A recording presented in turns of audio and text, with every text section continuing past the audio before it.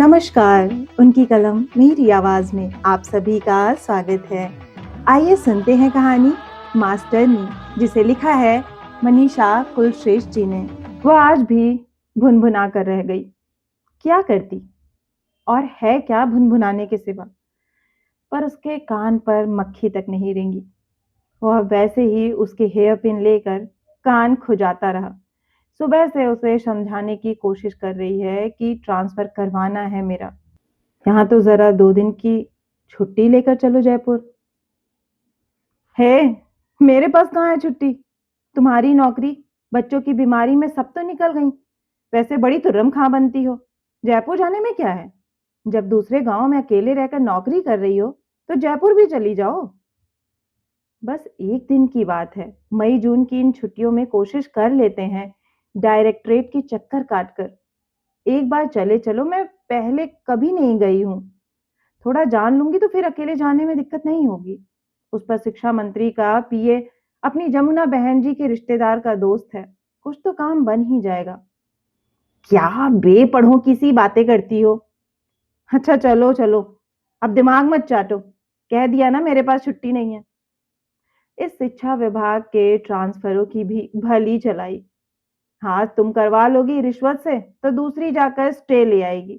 फिर वो जुट जाएगी तुम्हें उखाड़ने में। बेकार की एनर्जी, पैसा और वक्त वेस्ट करते हो हर साल छुट्टियों में। गनीमत समझो कि इतना तो पास हो कि हर शनिवार इतवार आ जाती हो। तुम तो हो ही आलसी, कोशिश तक नहीं करना चाहते। अब नहीं होता मुझसे कि हर शनिवार को आओ और इतवार को शाम को चल दो। मैं थक गई हूँ। वह लगभग चीख पड़ी थी। चुप! चुप होती है कि नहीं? सुबह से पका रखा है। छुट्टियों में आई है महारानी। यूं नहीं कि ठीक से खाना वाना बनाकर खिलाएं। साल भर तो खुद ही ठेपते हैं। अपनी और तेरे लाडले की रोटी। अभी आई है, आते ही साली ट्रांसफर के चक्कर में पड़ गई। गले तक भर आई रुलाई। वहीं रोक खिसिया कर रह गई। मन किया खूब लड़े, पर बच्चों के मगन चेहरे देखकर खामोश हो गई। बेचारे बड़ी मुश्किल से साथ रह पाते हैं। एक वहां पास के गांव-नुमा कस्बे में मेरे साथ, तो दूसरा यहाँ अपने पिता के साथ रहता है।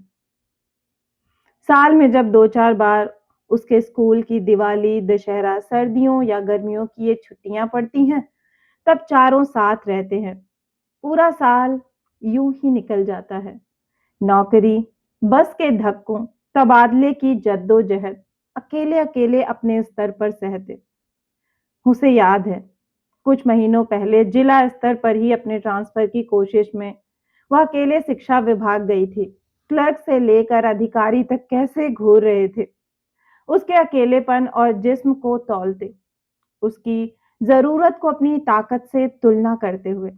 अल्पना सही कहती है, जब सीधे सीधे काम नहीं बने तो मुस्कुराना और सस्ता बनना पड़ता है। यहाँ यह मुस्कुराना तो छोटे मोटे पेपर्स पास करवाने, सर्विस पेपर आगे बढ़ाने के लिए है। बड़े कामों के लिए या तो रिश्वत हो या सिफारिश, या फिर बिछो खुद फर्श पर। वह तो अब उस तरह मुस्कुराना भी भूल गई है, जिंदगी की जद्दोजहद में। आंखों की वह तरल चमक धो डाली है रोजमर्रा के संघर्षों ने। वह सबको खाना खिलाकर खीज में खुद बिना खाए कूलर के आगे दरी बिछाकर ठंडे फर्श पर लेट गई। पास के कमरे से टीवी का शोर गूंज रहा था। कांटा लगा, हाँ लगा, आजा राजा। साथ में उसकी 8 साल की बेटी भी चीख चीख कर गा रही थी। पति भी वह गाना एंजॉय कर रहे थे।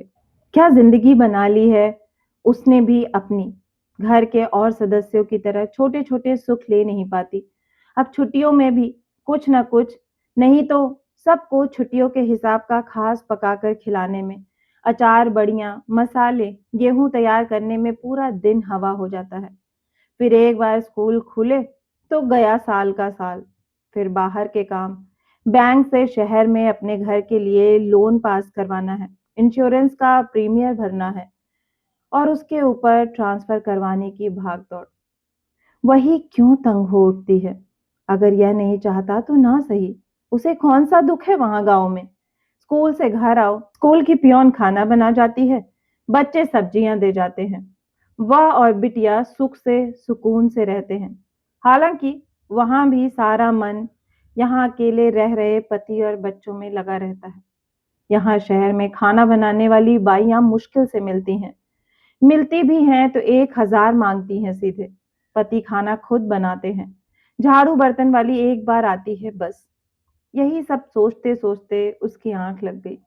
ना जाने कब के ख्याल, कब का वह माहौल सपने में वैसा का वैसा उतर आया। उसके मोहल्ले की लड़कियां ग्रुप में खिलखिलाते हुए बस के पास के शहर में कॉलेज जाने के लिए निकल रही हैं। कहीं से माँ की आवाज गूंज रही है, सुषमा, टिफिन तो लेकर जा। माँ, आज एक सहेली का जन्मदिन है, कॉलेज कैंटीन में ट्रीट है। किस बस से लौटेगी? 4 बजे वाली। 5 बज जाएंगे घर आते आते। ना जाने कितनी देर उन भूली बिसरी गलियों में भटकती रही वह। डेली अप एंड डाउन करता उसके कस्बे के लड़के लड़कियों का समूह।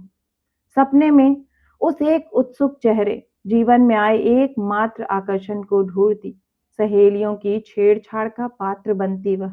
सुशी, देख उधर, ड्राइवर की सीट के पास। कहाँ? कौन? वो नीले हरे चेक की शर्ट वाला। धत, रहने दे। याद है उस दिन कॉलेज में सुषमा जी, एनुअल डे के लिए आपका एक गाना, या उस दिन कॉलेज के चुनावों में कैसे सीधे तेरे पास लाइब्रेरी चलाया था। सुषमा जी, आपका और आपकी सहेलियों का वोट तो हमारा ही होगा ना, आखिर एक ही गांव के हैं हम। पागल हो तुम लोग, बेवजह उससे जोड़ रही हो। वह क्यों मुझे घास डालेगा, इतना सीनियर है। मैंने एक बार उसकी तारीफ क्या कर दी, तुम तो पीछे ही पड़ गई। आग यूं ही एक तरफ नहीं लगती शशि। वह भी बिना नागा तेरे घर के पास उस चौराहे पर कैसेट की दुकान पर हर शाम जमा रहता है।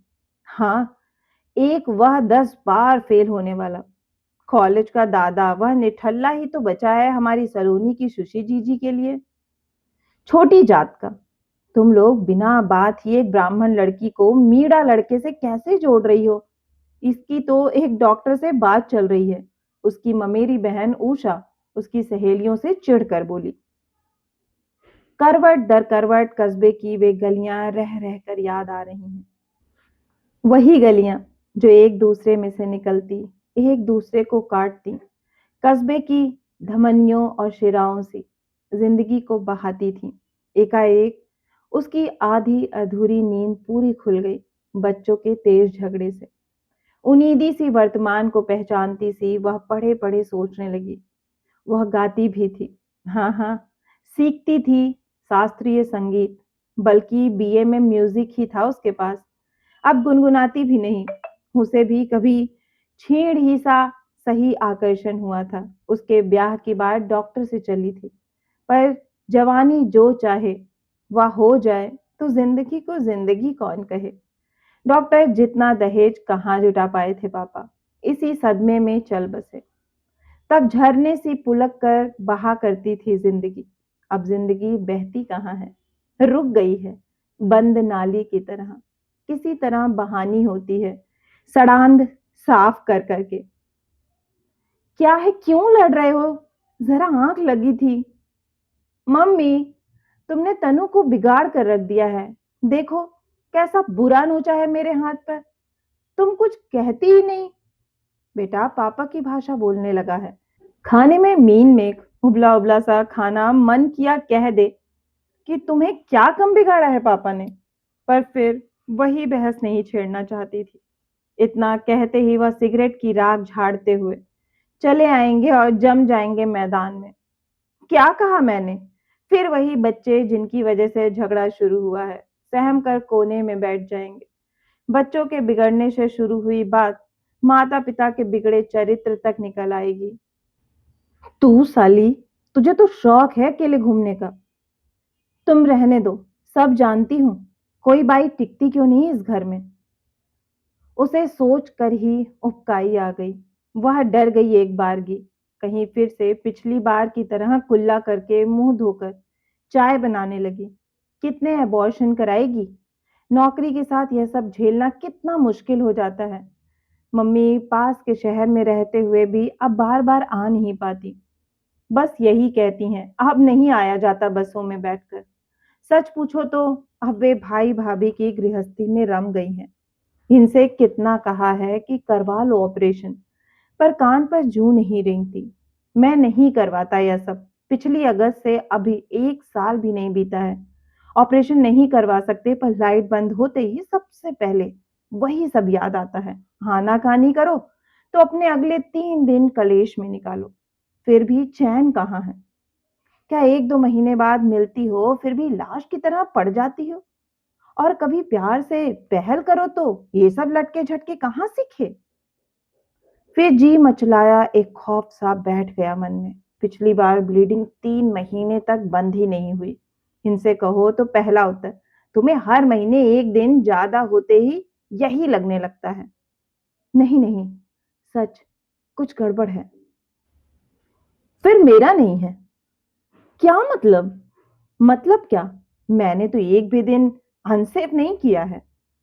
मन ही मन वह खून का घूंट पीकर रह जाती। इस बार कुछ हुआ तो वह अबॉर्शन के साथ अपना ऑपरेशन भी करवा लेगी। कुछ दिन माँ को बुला लेगी, नहीं तो दुर्गा चली आएगी। उसके गांव वाले उच्च प्राथमिक कन्या पाठशाला की चतुर्थ श्रेणी कर्मचारी, वहां की हेडमिस्ट्रेस होने की वजह से दुर्गा उसे खूब मानती है। दुर्गा बाल विधवा है। आज वह खुश है, हालांकि देह टूट रही है, पर चलो जान छूटी, कम से कम दुर्गा या माँ को नहीं बुलाना पड़ेगा। कल गांव से जमुना बहन जी का फोन भी आया था जयपुर पहुंचने के लिए।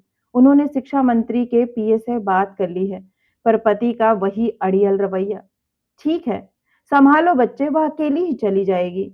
कोई बच्ची तो नहीं वह, 37 साल की अनुभवी स्त्री है, ना कि कोई लड्डू है कि मुंह में रखा और गपक लिया।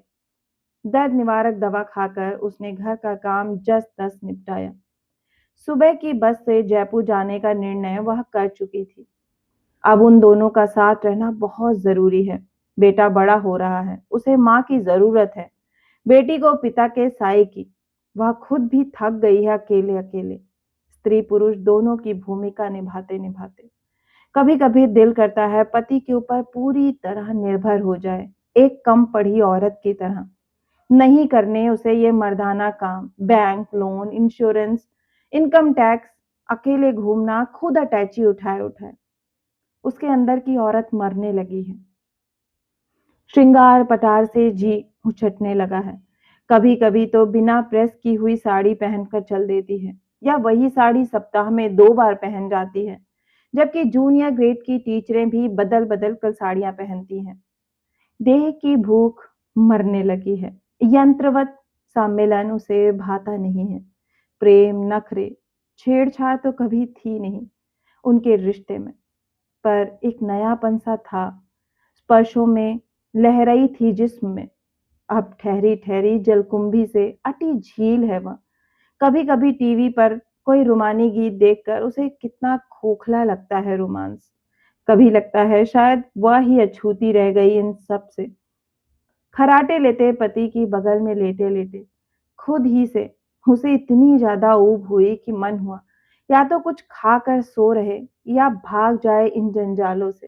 खुद पर कोफ्त हो रही थी। किस लिए कर लिए पैदा ये बच्चे? झंझट। दाम्पत्य क्या है यह समझ पाती, तब तक तो यूं अनचाहे मेहमान चले आए। उसे याद है अच्छी तरह, उसने कभी नौकरी नहीं करना चाही थी। ब्याह कराते ही पहला वाक्य सास से यही सुना था, बहू, हमारे यहाँ सब बहुएं बेटियां नौकरीशुदा हैं, इसलिए तुम्हें भी पसंद किया था कि तुम बीएड हो। सब तो सब, पति की भी यही मंशा थी कि वह नौकरी करे। सुहाग रात के ही दिन उसने कह दिया था, यह सितार वितार क्यों उठा लाई मायके से, फालतू जगह घेरेगा। वैसे भी हमारे घर में किसी को पसंद नहीं गाना बजाना। आपको? मुझे भी कुछ खास नहीं। फिल्मी तो ठीक है, पर शास्त्रीय तो बिल्कुल भी नहीं। उसे कभी सितार तो दूर हारमोनियम तक नहीं बजाने दिया गया। उसके गाने बैठते ही पति के सर में दर्द होने लगता। उसने विशारद की परीक्षा अधूरी छोड़ दी। पापा होते तो नाराज होते, उन्हें कितना चाव था उनकी बेटी संगीत में पारंगत हो। शुरू में तो पापा से ही सीखा था। सुषमा का मन भर आया। पापा ही होते तो क्या आनन फानन में उसे विवाह करना पड़ता।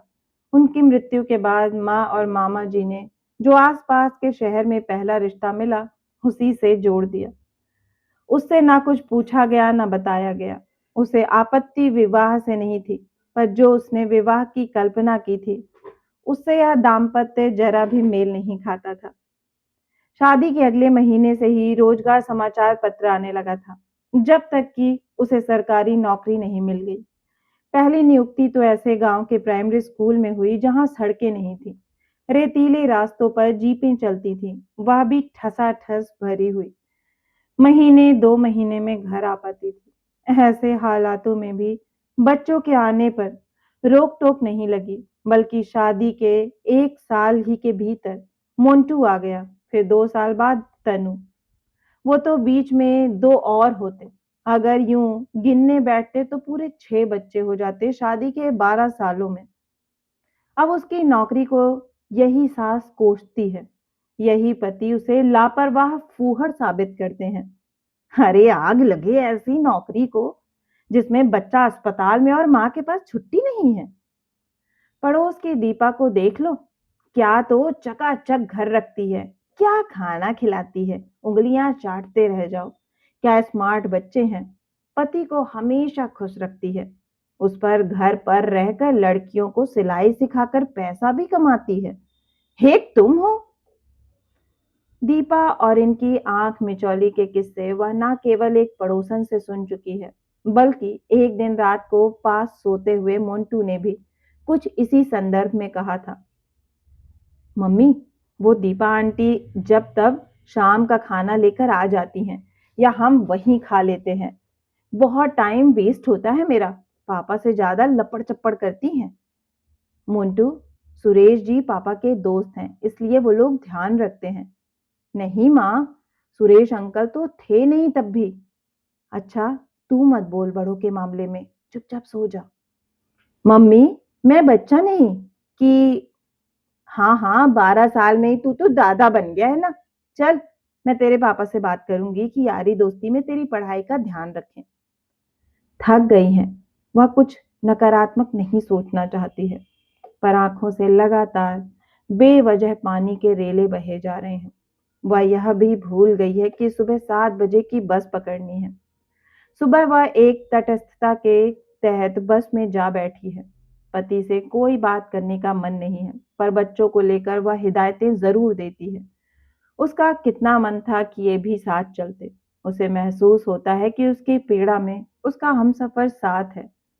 क्या था बच्चों को भी ले लेते, पर वही दलील। फालतू पैसा खर्च होगा। होटल में ठहरने, बाहर खाने पीने, घूमने में उसके पति को कोई रुचि नहीं है।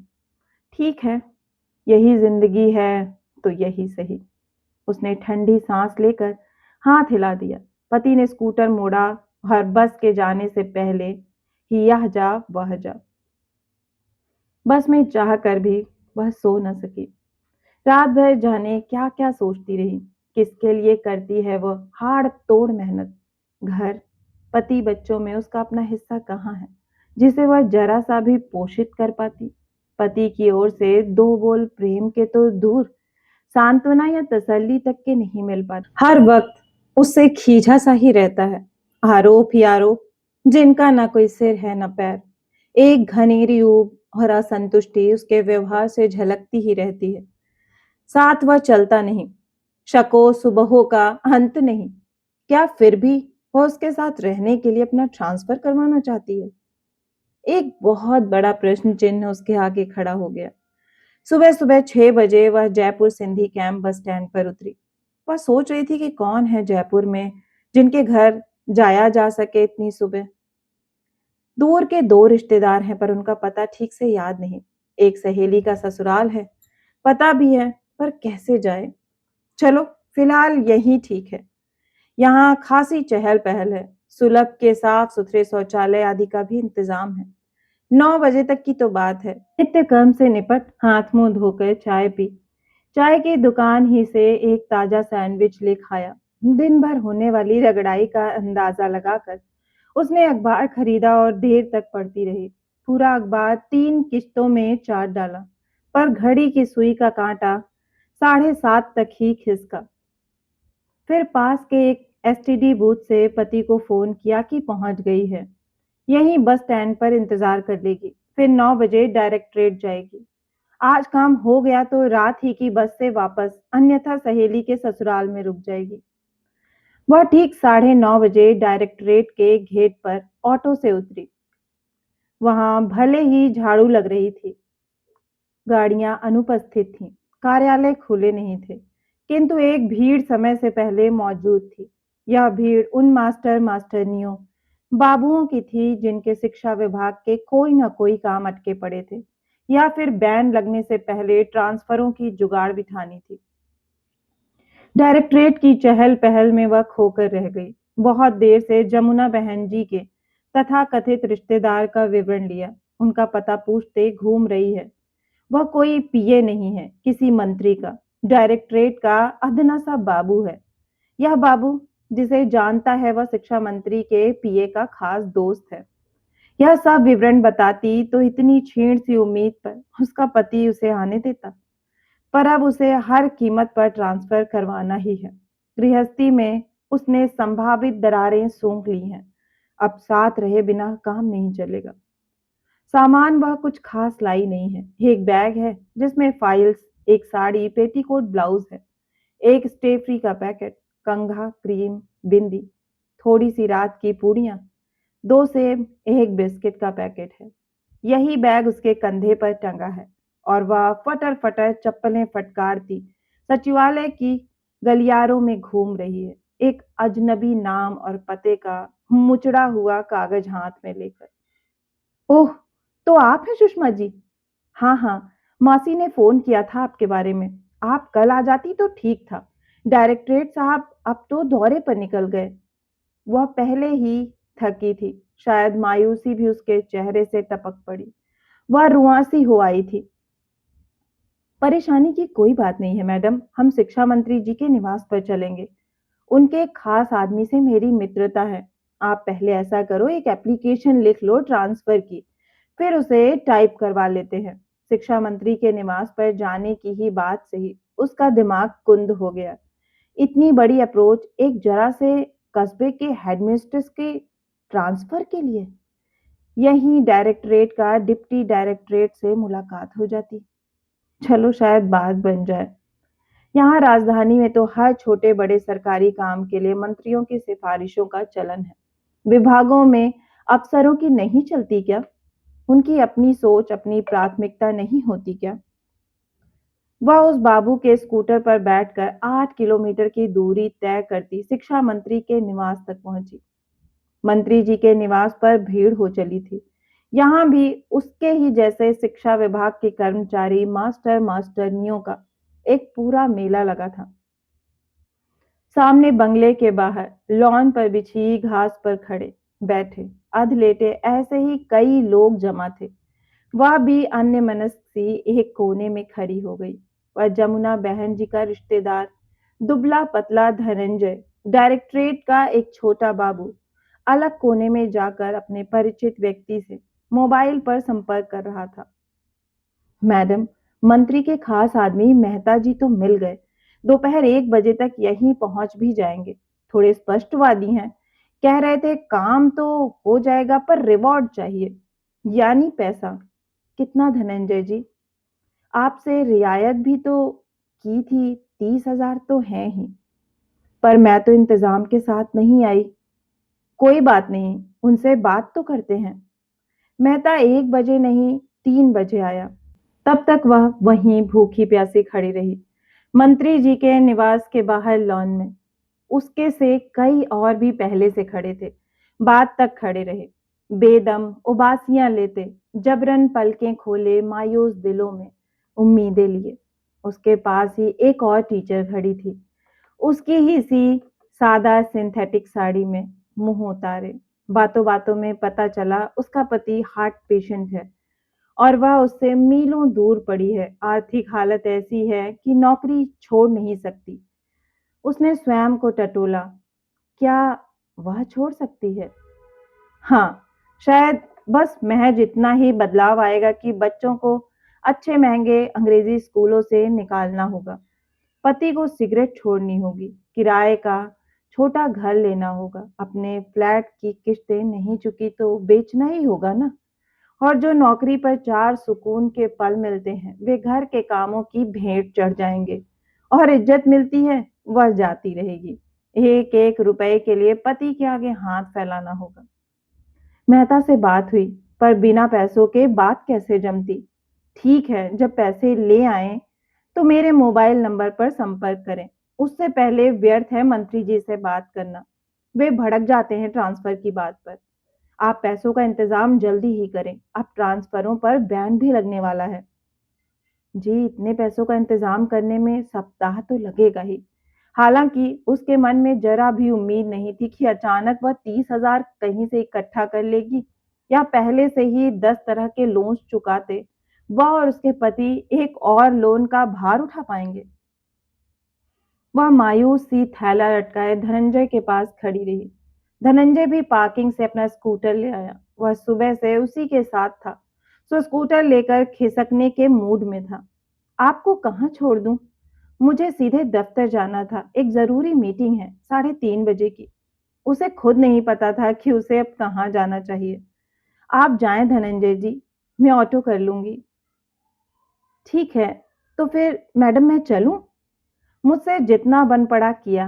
अब आप अगली बार आकर मेहता जी से सीधा संपर्क कर सकती हैं। धन्यवाद धनंजय जी। सही अर्थों में उसका मुंह सूख गया था। एक सूखा सा धन्यवाद देकर वह मंत्री निवास के बड़े से गेट से बाहर थोड़ा चलकर एक फुटपाथ पर अनमनस्क सी खड़ी हो गई। सस्ती और कई बार जुड़वाई गई चप्पल की कील उखड़ आई थी और सुबह से बार बार पैरों में चुभ रही थी। लड़खड़ाकर थोड़ा और आगे निकल आई मंत्री निवास से। सूरज बुरी तरह तप रहा था। पास ही गुलमोहर के पेड़ था और एक बेंच भी। साथ में एक छोटा सा बूथ था जहां कोल्ड ड्रिंक और चिप्स के अलावा मिनरल वाटर की बॉटल्स भी रखी थीं। गुलमोहर के पेड़ के नीचे उसे शांति मिली। बूथ से उसने मिनरल वाटर की एक बॉटल खरीदी और गट गट एक सांस में पी गई। राहत मिली। फिर समय देखा, 3:30 बजे थे। 4 बजे एक बस जाती है उसके शहर को। लौट जाए अपना सा मुंह लेकर। पति के ताने सुन ले चुपचाप। सच ही तो है, ट्रांसफर करवाना टेढ़ी खीर है। 2 ऑटो एक के बाद एक करके निकल गए। वह निर्णय ही नहीं कर सकी कि कहाँ जाए। बस स्टैंड, सहेली के ससुराल, मालवीय नगर, एमएलए के निवास पर फोन ना और पता तो रखा है। यह अल्पना ने दिया था यह कहकर कभी मिली है अपने क्षेत्र के एमएलए से। एसटी कैंडिडेट हैं, पर बड़ा बांका रसिया है। जरा मुस्कुरा दो तो काम बनवा देता है। महिलाओं में बड़ा पॉपुलर है। तेरे ही मायके का है। तू तो जानती होगी। तू कोशिश तो करना उससे मिलने की। चुनाव पास है, शायद करवा ही दे। खाक जानती होगी, वह ब्याह करके जब से इस पास के शहर आई है तब से मायका जाना ही कितना हुआ। गए तो हमेशा अपने जापे में, किसी की शादी में या हारी बीमारी में। सुना तो था वहीं का है एमएलए। उसका कस्बा तो है ही मीणा बहुल क्षेत्र होगा कोई। उसका राजनीति से क्या वास्ता? जिंदगी की जद्दोजहद में कभी वोट तक तो दिया नहीं। एक घनी बेचारगी के साथ उसने सोचा, पति साथ होता तो इस वक्त राहत होती। पहले चप्पल ठीक करवाती, फिर किसी रेस्टोरेंट में ना सही, ढाबे में सही, बैठकर चैन से खाना खाती और उसके साथ ही सुरक्षित महसूस करती हुई एमएलए से भी मिल आती। भूख लगी थी, पर घबराहट और बेचैनी इतनी थी इस बड़े और अजनबी शहर के अजनबी सायों की वजह से कि भूख पेट में मरोड़ बनकर तो उठ रही थी, पर इच्छाएं जैसे मर गई थीं। फिर भी उसने फुटपाथ की बेंच पर बैठकर एक सेब खा लिया। सेब चबाते चबाते उसके दिमाग की ठस पड़ी शिराएं जैसे खुली और उसने निर्णय लिया कि जिस काम के लिए वह आई है, 1,000 रुपए बिगाड़ रही है, उसके लिए अंतिम प्रयास करना ही जायज है। उसने ऑटो वाले को आवाज दी। घूम घाम कर सही, पते पर तो वह पहुंच गई, लेकिन ऑटो का मीटर 70 रुपए दिखा रहा था। वह एमएलए श्याम सुंदर मीणा के बंगले के बाहर खड़ी थी, लस्त पस्त आखिरी उम्मीद का तिनका पकड़े। उसने इधर उधर देखा। गर्मी की ऊंघती दोपहर के सन्नाटों में आसपास कोई न दिखा। एक लाल बत्ती वाली गाड़ी बंगले के गैराज में थी, यानी विधायक जी घर पर ही हैं। माना वह व्यक्तिगत तौर पर तो उन्हें नहीं जानती, पर क्षेत्र के विधायक हैं तो यदा कदा विभाग के आयोजनों, टूर्नामेंट वगैरह में दूर से भीड़ में उन्हें देखा है। पिछली बार मायके गई थी तो बस में से चौराहे पर होर्डिंग भी देखे हैं बड़े बड़े। उसने ध्यान ही कहाँ दिया। सफेद धोती कुर्ता, खादी की जैकेट में टोपी लगाए बड़ी मूछों वाले इस नेता की छवि आम नेता ही सी लगी। कितनी बार उनके घोटालों की खबर, अखंड व रंगीन मिजाज की खबर अखबारों में आती रही, पर उसे ऐसी खबरों में कम ही रुचि थी। अल्पना की बात याद आई। स्वयं तो बीए भी ठीक से पास नहीं है। उसके घर की औरतें तो 7 पर्दों में रहती हैं, पर अन्य पढ़ी लिखी आधुनिक औरतों से बहुत तहजीब से बात करता है, उनमें रुचि लेता है, झुक झुक जाता है। लोग कुछ भी कहें उसके बारे में, पर तुझे क्या, तू तो काम के लिए मिल लेना। वह अपने गांव के या भीलवाड़ा के घर में कम ही रहता है। अपने क्षेत्र में तो बस चुनावों में ही झांकता है। बाकी अपना क्षेत्र उसने चमका के रख दिया है। अब जब तू जयपुर जा ही रही है तो मिल आइयो। मैं भी जयपुर जाकर ही मिली थी। मास्टरनियां बातें करती हैं कि उससे काम करवाना हो तो अकेले में मिलो, पति के बिना। पर भाई मैंने रिस्क नहीं ली तो पति के साथ मिली थी, और लौटते ही हाथ में ट्रांसफर लेटर था। उसने स्वयं को समझाया, कैसा भी हो, एक बार बात करने में क्या हर्ज है। बाहर से ही एप्लीकेशन भिजवा देगी। मिला भी तो मुस्कुराने तक तो ठीक है, ज्यादा कुछ हुआ तो भाग आएगी। उसने झट से पर्स निकाला थैले से, उसमें से कंघा निकालकर बिखरे उलझे बाल ऊपर ऊपर से संवार लिए। संवरने की जगह वे और अजीब हो गए थे। दिन भर के धूल भरे पसीने को सोख कर मटमैला हो आया रुमाल थोड़ा मिनरल वाटर से भिगोकर चेहरा रगड़ लिया। टेढ़ी भिंडी उखाड़कर सही जगह पर चिपकाई और हल्की सी लिपस्टिक सूखे पपड़ाए ओंठों पर फेर ली। साड़ी ठीक ठाक की और लॉन का गेट खोल करके पोर्च में आकर सीढ़ियों के नीचे आकर फिर अन्य मनस्क हो गई। यह भी कोई वक्त है किसी से मिलने का? पर गनीमत है यहाँ मिलने वालों की भीड़ नहीं। क्या कहेगी, कैसे कहेगी? गलत वक्त पर आने के लिए डांट दिया तो? लॉन सजा समरा था। दीवारों पर चढ़ी बेलें तरतीब से तराशी हुई थी। जीनिया के फूल गर्मी में भी सुर्ख रंगों में मुस्कुरा रहे थे। बाहर की सज्जा बहुत सौंदर्य बोध के साथ की गई थी। ऐसा नहीं है कि उसे यह सब छू कर नहीं गुजरता या उसका सौंदर्य बोध मर गया है। छूता है, उसे भी यह सब भाता है। उसका मन भी करता है वह घर सजाए, पौधे लगाए, घर की आंतरिक सज्जा खूब मन से करे। पर 2 कमरे के छोटे से फ्लैट में, जिसमें न छत अपनी न जमीन, क्या कर ले? सामान किसी तरह हट जाए वही बहुत है। अचानक उसे अपना आप इस माहौल में अनुपयुक्त लगने लगा। उसी अनमनस्कता से उसने सीढ़ी चढ़कर डोर बेल बजा दी। बाहर एक सेवक किस्म का व्यक्ति आया। साहब हैं? कौन साहब? एमएलए साहब, श्याम सुंदर मीणा जी। माहे बणा के ई गांव रिहा। कहाँ सु पधारे आप? भीलवाड़ा सु। कई काम वास्ते? पहले था बताओ साहब है कि कोनी? हुकुम तो है, पण आराम फरमा रिया है। सोई रिया है कई? सोई तो नहीं रिया है, टीवी देख रिया है। वनाने मारो संदेशा तो दे आओ दो। आप अठे बैठो, माहे बाबू साहब ने पूछना आवा।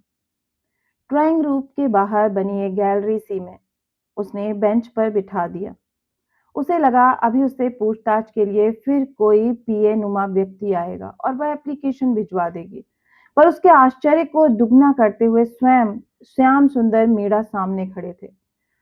सोकर उठे थे शायद, आंखें लाल हो रही थीं। कसरती डील डॉल वाला बदन, भरा चेहरा, उम्र 40 के पार की तीखी मूछें, गहरा सांवला रंग। नमस्कार। उसने हिचक के साथ हाथ जोड़ दिए। नमस्कार सर, मैं भीलवाड़ा से आई हूँ। आपने अपने ट्रांसफर की बात करनी थी। काम की बात तो हो जाएगी, आप अंदर पधारें। केसरी बहन जी को पानी पिलाओ, फिर चाय बनाओ, कहकर वे फिर अंतर्धान हो गए। उसे अजीब सा लगा, पर वह स्वयं को सचेत कर पाती तब तक वह एक भव्य ड्राइंग रूम में थी।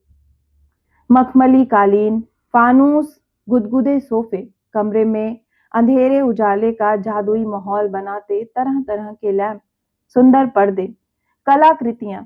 उसकी मध्यम वर्गीय हिचक उस अपदस्थ कर रही थी। वह कारपेट के पास चप्पल उतारने लगी, फिर उसे अपने आप पर शर्म आ गई। कहाँ बैठे कहाँ नहीं। चुपचाप से उसने कोने में पड़ी एक बेंत की कुर्सी चुन ली। संकोच उसे धंसा रहा था। कैसे चली आई एक विधायक के घर, बिना फोन, बिना अपॉइंटमेंट। क्या सोच रहा होगा ये प्राइमरी और मिडिल स्कूल की मास्टरनियां भी। जब तक चाय आई वे भी आ गए कपड़े बदलकर, वैसा ही बुर्राक सफेद खादी का कुर्ता पैजामा पहनकर जैसा पहले पहने थे। बस फर्क यह था कि वह थोड़ा मुसा हुआ था। यह कड़क इस्त्री किया हुआ है। वह ठीक से नजर उठाकर भी उनसे बात नहीं कर पा रही थी। शब्द गले में अटक रहे थे। अल्पना की बातें याद आ रही थी। मैं परसों ही तो भीलवाड़ा से लौटा हूं। काम के लिए आप वहीं मिल लेती। जी, पता ही नहीं चला। हाँ, आप बताएं क्या सेवा कर सकता हूं मैं आपकी। उन्होंने सोफे के बैक से टिकते हुए एक पैर दूसरे पैर के घुटने पर टिकाते हुए और अपनी नीलम की अंगूठी घुमाते हुए अतिरिक्त मिठास व विनम्रता से पूछा। जी, मैं पिछले 10 सालों से शहर के बाहर के गांवों में नौकरी करती आ रही हूँ। अपने शहर में इतने सरकारी स्कूल हैं, मुझे वहीं कहीं सेकंड ग्रेड टीचर के पद पर बुलवा लें तो मेरे बच्चों की पढ़ाई सफर कर रही है। मेरे पति वहां बैंक ऑफ राजस्थान में क्लर्क हैं। वे उस पर अपनी बेधड़क दृष्टि डालकर कुछ सोचते हुए बोले। आप कब आई यहाँ जयपुर। जी, आज सुबह ही तो। शिक्षा विभाग के डायरेक्टर साहब से मिलना था, पर नहीं मिल सकी। फिर शिक्षा मंत्री जी पर, फिर आपसे मिलना उचित समझा। आप तो ऊंची ऊंची जगह हो आई, फिर तो काम बन ही जाना चाहिए। उसे लगा उसने व्यंग से कहा है। कहाँ, वह रुआंसी हो आई। कहीं उसने यह सब बताकर गलत तो नहीं किया। पैसा और सिफारिश के बिना। आप मांडल की हैं। जी। किस परिवार से। वैद्य जगन्नाथ व्यास जी मेरे पिता थे। शास्त्री जी, जानते हैं आप। हाँ। एक लंबा पॉज दोनों के बीच लटका रहा। वह गुदगुदे कालीन पर अपनी बेमेल टूटी धूल अटी चप्पलें पूरी तरह टिका भी नहीं पा रही थी। विधायक साहब गहन सोच में डूबे, अपनी अंगूठियों से अब भी खेल रहे थे और सोफे पर टिके एक घुटने पर टिका दूसरा पैर हिलाए जा रहे थे। बार बार उनका अर्थपूर्ण नजरों से उसे तौलना सुषमा को परेशान कर रहा था, पर वह सब्र साधे बैठी रही। अचानक वे बोले, आपके पति डॉक्टर तो नहीं। जी नहीं। मैंने कहा ना, बैंक ऑफ राजस्थान में क्लर्क हैं। ओह हाँ। आप वॉइस सेटअप में आना पसंद करेंगी। जी, जी हाँ। मुझे कोई समस्या नहीं, मैं आ जाऊंगी। वह अविलंब उल्लसित होकर बोली। एक हंसी सी खिल गई उसके चेहरे पर। उम्मीदों के मुलायम स्पर्श और विधायक साहब के सकारात्मक उत्तर ने एक बारगी उसे हल्का कर गया। अब वह अपनी समस्या विस्तार से सुनाने लगी। वे उसे गौर से देखते हुए सुनते रहे, फिर बीच में ही बोल पड़े। सुबह से ट्रांसफर के चक्करों में फिर आपने खाना तो खाया नहीं होगा। जी, जी काम पहले था, खाना तो बाद। केसरी, बाईसा के लिए खाना परोस। वह हचकचा गई, हड़बड़ा कर उठ गई। आशंका ने उसे ग्रस्त कर लिया था। नहीं नहीं, आप तकलीफ ना करें। आपने बहुत बड़ा आश्वासन दे दिया, इसके लिए ही मैं बहुत आभारी हूँ। आज्ञा दें। इस अप्रत्याशित आवभगत के लिए वह तैयार नहीं थी तो उसका गला भर गया, पर आगे जो प्रस्तुत होने वाला था उससे अधिक अप्रत्याशित क्या हो सकता था। सुषमा जी, इस आग्रह भरे स्वर में कुछ चीन्हा सा था। पर क्या? एक पल को तो वह यह भी नहीं सोच सकी कि इन्हें उसका नाम कैसे पता। आप मुझे जानते हैं? आप नहीं जानती मुझे? उन्होंने हल्की सी हंसी के साथ पूछा। वो हड़बड़ा गई। जानती हूँ, आप तो एमएलए हैं। आपको शायद मेरे बारे में अल्पना माथुर ने फोन करके बताया होगा। उसी ने आपका पता और फोन नंबर दिया था। कौन अल्पना? एक कलीग। नहीं, मुझे याद नहीं पड़ता। बहुत लोग आते जाते रहते हैं भीलवाड़ा से। पर मैं सुषमा जी आपको जानता हूँ। मांडल से हम साथ साथ भीलवाड़ा गवर्नमेंट कॉलेज में पढ़ने के लिए डेली अप एंड डाउन करते थे। बहुत ध्यान से उसने उस व्यक्ति को देखा जो अतीत के किसी कोने में बहुत सी अस्पष्ट परछाइयों की भीड़ में खड़ा बहुत अधिकार से उसका नाम पुकार रहा था। कौन? भाई राजा का कोई दोस्त? किसी सहेली का भाई? पड़ोसी? किसी रिश्तेदार का परिचित? कॉलेज सहपाठी? कौन? ओह, श्याम जी। इस घुटे हुए पॉलिटिशियन में वह उस एक की छवि ढूंढ नहीं पा रही थी जिसके आकर्षण ने बीए करने के दौरान उसे जीवंत रखा था।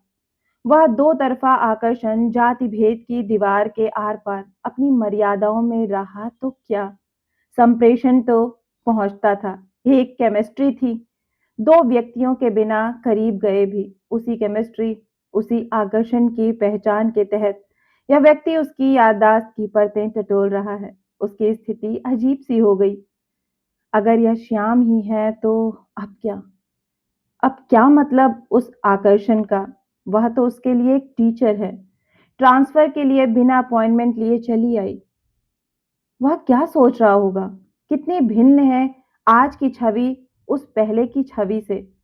कहाँ मैच करती है वह लंबे बालों की दो चोटियां बनाए, सलवार कुर्ता पहने, सुंदर सलोनी आकर्षक सुषमा, जिसकी आवाज में जादू था। आज अवशेष से बचे पतले बालों को कस के दोहरा के क्लिप में बांधे, लापरवाही से बंधी साड़ी, थकान व तनाव के चेहरे पर छूटे कितने कितने चिन्ह, सूखे होंठ, झुकाया पोस्चर। वह हतप्रभ खड़ी रही। माना मुझे 15 मिनट लगे तुम्हें पहचानने में, पर तुम तो पहचान ही नहीं रही थी। अच्छा बैठो तो। वह कुछ कह न सकी, पर स्वगत कहने को कितना कुछ था। कैसे पहचानती? कभी तुम्हें ढंग से देखा ही कहाँ था। महज तब देखा जब तुम कॉलेज के चुनावों में वोट मांगने आते थे, तब या जब कॉलेज के फंक्शन में स्टेज के पीछे हल्के अंधेरों में तुम आकर तारीफ किया करते थे। आपकी आवाज गजब की है सुषमा जी। तब भी कभी पूरा चेहरा नहीं, करीब से नहीं देखा। कोलाज सा जुड़ जाता था स्मृतियों में वह चेहरा। दो छोटी मगर लंबी आग्रह करती आंखें, संकरा माथा, काले घुंघराले वालों से ढका हुआ नाक, मूछ थी नहीं। तब फिर अलग से वह अर्थ से भरे मुस्कुराते होंठ तो याद रहे, पर यूं समर्पण कुछ भी याद नहीं। यूं भी क्या रिश्ता था? एक दो बार तुम्हारी तारीफ क्या कर दी कि तुम अच्छे वक्ता हो।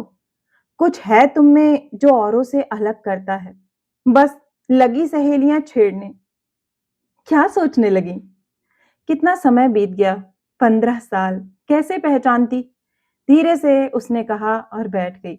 हाँ, बीत तो गया, पर मैंने पहचान लिया। पहले आपकी आवाज को अंदर ही से। मह वणा की गांवरी हाँ, मेवाड़ी बोलने का वह मीठा लहजा याद है। वह गाना जो आपने गाया था कॉलेज में, धीरे हाको नी बैलगाड़ी निम्हारा झैला, झूमर झोला खाए रे हठीला। मैं आवाज से उत्सुक होकर बाहर आया, पर फिर असमंजस में पड़ गया। ना जाने कब श्याम सुंदर मीणा जी, विधायक भीलवाड़ा ग्रामीण क्षेत्र, आपसे तुम पर उतर आए। तुम्हें यूं हताश परेशान साड़ी में सचमुच नहीं पहचान सका मैं। पहली बार में तुम्हें किसी गांव की टीचर ही समझा। बहुत बदल गई हो। पर फिर यहाँ बैठकर पूछा और बहुत देर तक गौर से देखा तो तुम्हारी बार बार उठती गिरती भीगी भीगी नजर पहचानी सी लगी। अब वह भीगी नजरें टपकने को ही थी। उसे स्वयं पर ग्लानि हो रही थी। इस फटीचर हाल में ही उसे इससे मिलना था, वह भी अनायास इतने सालों बाद। उसका गला भावनाओं से, तनाव से अवरुद्ध था, विचार इतने घनीभूत, मन अति संवेदन और दिमाग कुंद। यह अवरोध सब पिघल कर बह जाता तो राहत मिलती। वह निर्वाक थी, मन कर रहा था उठकर चल दे। उस पुराने छीण से परिचय सूत्र का क्या अर्थ? उसका क्या, वह तो एक विधायक है। उसके भ्रष्टाचार और रसिक मिजाज के चर्चे अखबारों में आते रहते हैं। सुषमा, खाना ठंडा हो रहा है। मुझसे नहीं खाया जाएगा श्याम जी। सुषमा, मुझे पता है तुम सुबह से बहुत परेशान रही हो। अब उठो, हाथ मुंह धोकर खाना खा लो। इसे अपना ही घर समझो। श्याम सुंदर मीणा का चेहरा उसने गौर से देखा। वह तीखी नाक, स्थूल डील डॉल वाले विधायक के चेहरे में से एक पुराना आत्मीय झांक रहा था। एक आश्वस्त कर देने वाली मुस्कुराहट वहां थी, जिसने उसका तमाम तनाव, संकोच, बरसों से जमा पीड़ा को पिघला दिया था। ड्राइंग रूम से अटैच्ड और उतने ही भव्य बाथरूम में जाते ही, दरवाजा बंद करते ही वह दीवार से चेहरा टिकाकर हिचकियां ले लेकर रोने लगी। ना जाने कितना कितना पुराना अवसाद फूट कर बह निकलना चाहता था। अभी आप सुन रहे थे कहानी मास्टरनी। आशा है कि यह कहानी आपको बहुत ही पसंद आई होगी। अगर कहानी पसंद आई है तो मुझे प्रोत्साहित करने के लिए लाइक करें, अपनों के साथ ज़्यादा से ज़्यादा शेयर करें। नीचे कमेंट बॉक्स में कमेंट करके बताएं कि आपको कहानी कैसी लगी। और अगर आप इस परिवार का हिस्सा बनना चाहते हैं तो इस चैनल से जुड़ें और इसे सब्सक्राइब करना ना भूलें। और हाँ, नोटिफिकेशन पर ज़रूर दबाएं, जिससे आगे आने वाली हर कहानियाँ आपको समय पर मिलती रहें। फिर मिलती हूँ एक नई कहानी या कविता के साथ। तब तक के लिए आप सभी का कहानी सुनने के लिए बहुत बहुत धन्यवाद।